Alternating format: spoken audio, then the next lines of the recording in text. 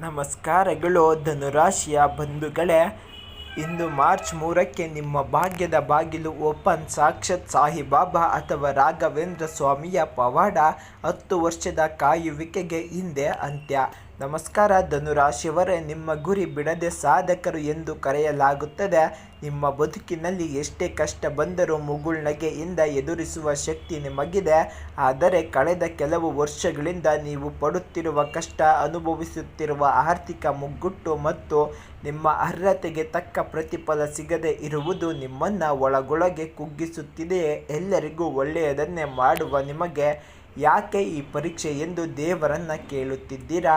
ಧನುರಾಶಿಯವರೇ, ಶಾಂತವಾಗಿರಿ. ನಿಮ್ಮ ಪ್ರಾರ್ಥನೆಗೆ ಉತ್ತರ ಸಿಗುವ ಕಾಲ ಬಂದಿದೆ.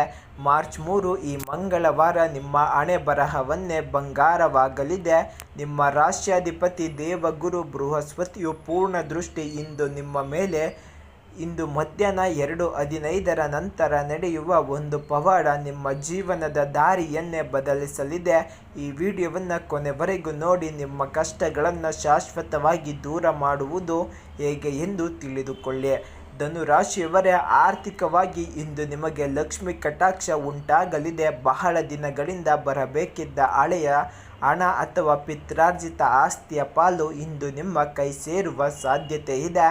ನೀವು ಶಿಕ್ಷಣ, ಬರವಣಿಗೆ, ಸಮಾಜ ಸೇವೆ ಅಥವಾ ಧಾರ್ಮಿಕ ಕ್ಷೇತ್ರದಲ್ಲಿ ಇದ್ದರೆ ಇಂದು ನಿಮಗೆ ದೊಡ್ಡ ಮೊತ್ತದ ಹಣದ ಜೊತೆಗೆ ಗೌರವವೂ ಸಿಗಲಿದೆ. ಬಂಗಾರ ಅಥವಾ ದೀರ್ಘಕಾಲದ ಹೂಡಿಕೆಗೆ ಇಂದು ಅತ್ಯಂತ ಶುಭ ದಿನ.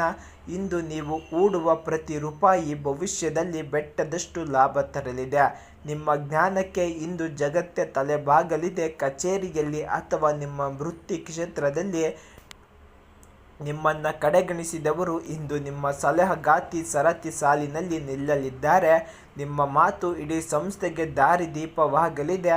ಸರಕಾರಿ ಕೆಲಸಕ್ಕೆ ಅಥವಾ ಉನ್ನತ ಹುದ್ದೆಗೆ ಪ್ರಯತ್ನಿಸುತ್ತಿರುವ ಧನುರಾಶಿಯವರು ಇಂದು ಅತ್ಯಂತ ಆಶಾದಾಯಕ ದಿನ. ಒಂದು ಸಕಾರಾತ್ಮಕ ಇಮೇಲ್ ಅಥವಾ ಫೋನ್ ಕಾಲ್ ನಿಮ್ಮನ್ನು ಹುಡುಕಿಕೊಂಡು ಬರಲಿದೆ.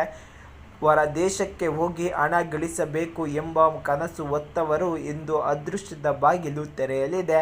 ಮನೆಯಲ್ಲಿ ನೆಮ್ಮದಿ ಮತ್ತು ದೈವಿಕ ವಾತಾವರಣ ಇರಲಿದೆ. ನಿಮ್ಮ ಪತಿ ಅಥವಾ ಪತ್ನಿ ನಿಮ್ಮ ಪ್ರತಿಯೊಂದು ನಿರ್ಧಾರಕ್ಕೂ ಬೆಂಬಲ ನೀಡಲಿದ್ದಾರೆ. ನಿಮ್ಮ ಮನೆಯಲ್ಲಿ ಶುಭ ಕಾರ್ಯದ ಬಗ್ಗೆ ಮಹತ್ವದ ಮಾತುಕತೆ ನಡೆಯಲಿದೆ.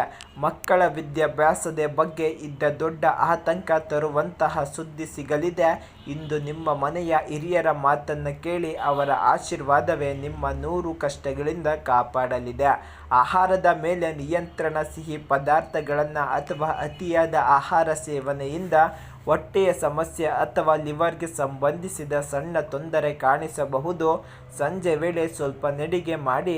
ಆಧ್ಯಾತ್ಮಿಕ ನೆಮ್ಮದಿಗಾಗಿ ನಿಮ್ಮ ಮಾನಸಿಕವಾಗಿ ಸ್ವಲ್ಪ ದಣಿವು ಅನ್ನಿಸಬಹುದು. ಧ್ಯಾನ ಮಾಡುವುದು ಮನಸ್ಸಿಗೆ ಶಾಂತವಾಗಲಿದೆ. ಧನುರಾಶಿಯವರು ಯಾರ ಕೆಟ್ಟದ್ದನ್ನು ಬಯಸುವವರಲ್ಲ. ಹಾಗಾಗಿ ದೈವವೇ ನಿಮ್ಮ ಪರವಾಗಿ ಹೋರಾಡಲಿದೆ. ನಿಮ್ಮ ವಿರುದ್ಧ ಸಂಚು ರೂಪಿಸಿದವರು ತಾವೇ ಮಾಡಿದ ತಪ್ಪಿಗೆ ಪಶ್ಚಾತ್ತಾಪ ಪಡಲಿದ್ದಾರೆ. ಸಮಾಜದಲ್ಲಿ ನಿಮ್ಮ ಗೌರವ ಮತ್ತು ಪ್ರತಿಷ್ಠೆ ಇಂದು ದುಪ್ಪಟ್ಟಾಗಲಿದೆ. ಸತ್ಯಕ್ಕೆ ಹಿಂದೆ ಜಯ. ಧನುರಾಶಿಯವರೇ, ಇಂದಿನ ಗುರುಬಲವನ್ನು ಪೂರ್ಣವಾಗಿ ಪಡೆಯಲು ಈ 3 ಕೆಲಸಗಳನ್ನು ಮಾಡಲೇಬೇಕು. ಇಲ್ಲವಾದರೆ ಆ ಅದೃಷ್ಟ ನಿಮ್ಮ ಕೈ ತಪ್ಪಬಹುದು. ಇಂದು ಸಾಯಿಬಾಬಾ, ರಾಘವೇಂದ್ರ ಸ್ವಾಮಿ ಅಥವಾ ದತ್ತಾತ್ರೇಯ ದೇವಸ್ಥಾನಕ್ಕೆ ಹೋಗಿ ದರ್ಶನ ಮಾಡಿ. ಬಡವರಿಗೆ ಹಳದಿ ಬಣ್ಣದ ಸಿಹಿ ಅಥವಾ ಬೇಳೆಯನ್ನು ದಾನ ಮಾಡಿ. ಇದು ನಿಮ್ಮ ಅದೃಷ್ಟವನ್ನು 10 ಪಟ್ಟು ಹೆಚ್ಚಿಸುತ್ತದೆ. ದಿನವಿಡೀ ಮನಸ್ಸಿನಲ್ಲಿ ಓಂ ಬೃಹಸ್ಪತಿಯೇ ನಮಃ ಎಂದು ಜಪಿಸಿ.